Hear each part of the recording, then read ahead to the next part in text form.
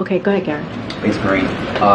While gun violence impacts communities all across the country, Black, Jewish, and marginalized communities often fall at the intersection of gun violence and hate-fueled violence.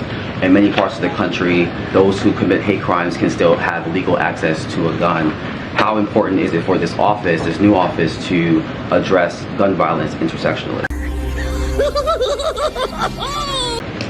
It is incredibly important. When we talk about gun violence, it's not one community that's affecting, as you just laid out, it's multiple communities. So this is something that is at the intersection. It is so important that we do not forget a community here. As you know, this is going to be overseen by VP Harris, Vice President Harris, which is going to be incredibly important. We have Steph Feldman, who's going to be the director, and she'll have 2 deputies. We're taking this very seriously. And this is about all communities. As we hear the horrible stories, right? We hear stories of different brown and Black communities, rural communities, urban communities being affected by gun violence. And enough is enough. Remember what I said at the top of the briefing. The president hears from multiple victims, and the thing that they say to him is, do something. You've been given the chance. And it doesn't matter where he is around the country, who he's comforting during these awful attacks. That's what he hears, because all of these communities are feeling the same thing. They're losing loved ones. And so it's going to be incredibly important to make sure that we don't leave any community behind. This is not a president that does that. This is the president that talks about being inclusive. And so that's what you're going to see from this office. What this office is going to do, as I said moments ago, it's going to accelerate the work that the president has already put forth. The bipartisan law on gun violence. When you think about the 24 executive actions that he's taken, it's going to help accelerate all of those really critical pieces, so that we can get to a place where we're not sending our kids being frightened to school because there might be gun violence at their school. There were rumors that there was a rumor, but that was just bullshit. We're going to a grocery store, right? And so that's the importance of this office, is to really get to work and accelerate the work that we've already been doing. Thanks. On Ukraine, after Zelensky's visit yesterday, Biden said that he was counting on a good judgment of Congress to keep approving it for Ukraine. How confident is he that Republicans are going to keep approving additional funding in an election year? So, look, this is something that Jake Sullivan spoke to, our national security advisor spoke to yesterday. As you know, he's been very much involved in having conversations on the Hill with congressional members, both Democrat and Republican, sitting down, talking through the importance of continuing the funding. We have said over and over again how much we appreciate the strong bipartisan support that we've seen for Ukraine in helping them fight in this war as they're fighting for their democracy. So we're going to continue to be confident. We're going to continue to have those conversations. And we believe, and that's what when I said earlier about how important it was for the 2 leaders to have this bilateral engagement yesterday, the message that it sends is that we should, that we're going to continue to support Ukraine. So we're confident in that support, that bipartisan support for Ukraine, and so we're just going to continue to have those conversations. Also on Israel, Netanyahu said today that he believes Israel and Saudi Arabia can achieve a historic peace deal and that President Biden can clinch the deal. But he also said that we should not give the Palestinians a veto. How confident is the White House that Israel and Saudi Arabia will normalize relations? Is it possible a deal without the Palestinians? Would Biden still like it? I mean, if it doesn't include the Palestinians.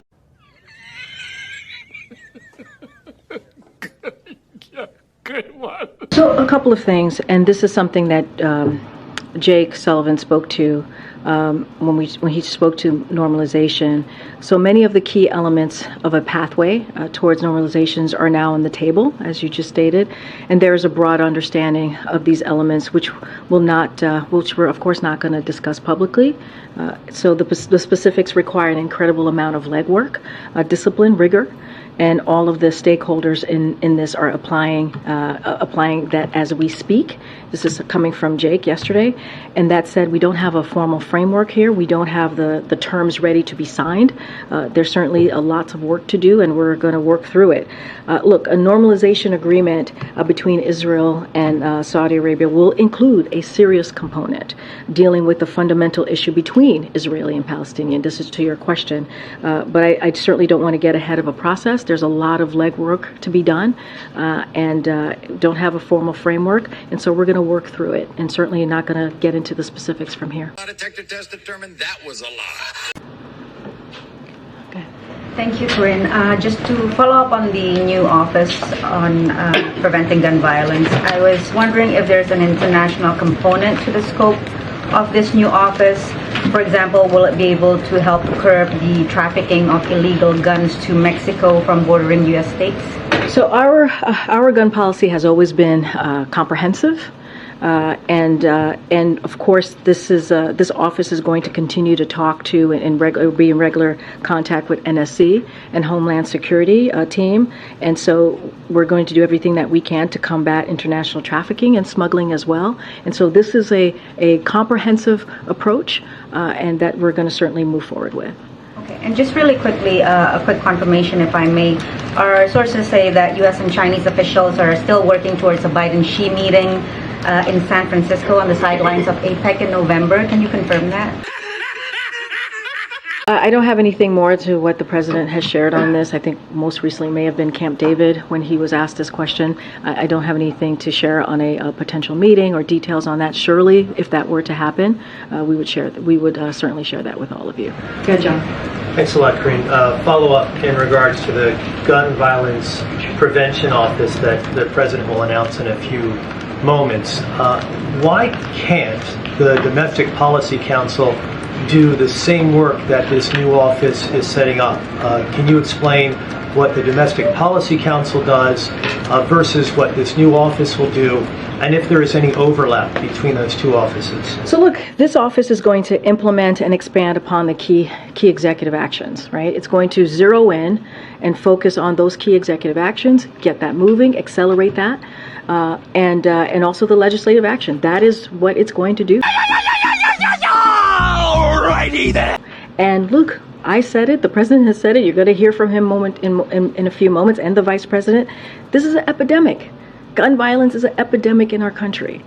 And so we need to do everything that we can, and we believe having this office is going to be, continuing to show the president's commitment, but it's going to be incredibly important in pushing what the president has put forward. And that's what you're going to see. And I think having it separate and apart from the DPC shows our commitment, yes, but also shows that we are taking this an extra step, right? An extra step on how seriously we're taking it and how important it's going to be. So this is the president saying he wants to save more lives. This is what we're going to try and do. We're going to continue to see what we can do to save more lives. And then a separate question in regards to President Zelensky's visit to Washington yesterday. He was up on Capitol Hill. He met with members of both parties. From what you've heard, was he able to change any minds, particularly those House Republicans that are opposed to providing any additional aid to Ukraine? So I'll leave that to the House Republicans to speak to. Their meetings with the President Zelensky, as you know, he met with them and shared, certainly his when he speaks about this, as he's dealing with this, he speaks about it in such a passionate way. And when President Zelensky speaks, people listen because he knows what he's going through every day, with his country's going through, the people in his country is going through, and we have said how bravely they are fighting for their democracy and for their freedom. So that's up to House Republicans to speak to, or House congressional members to speak to. What we can do is continue to do what we showed yesterday, right? We announced another security assistance. Again, you saw the bilateral engagement between the two leaders, which we believe showed our commitment to Ukraine. You heard from the president at UNGA speak to this in a very forceful way, what this means if we were not to continue to support Ukraine. And so the president's going to continue to speak very forcefully to show how much he supports Ukraine, but that is up to Congress. But with all of that said, we appreciate the bipartisan support that we have seen for the funding for Ukraine, and we are optimistic that that's going to continue.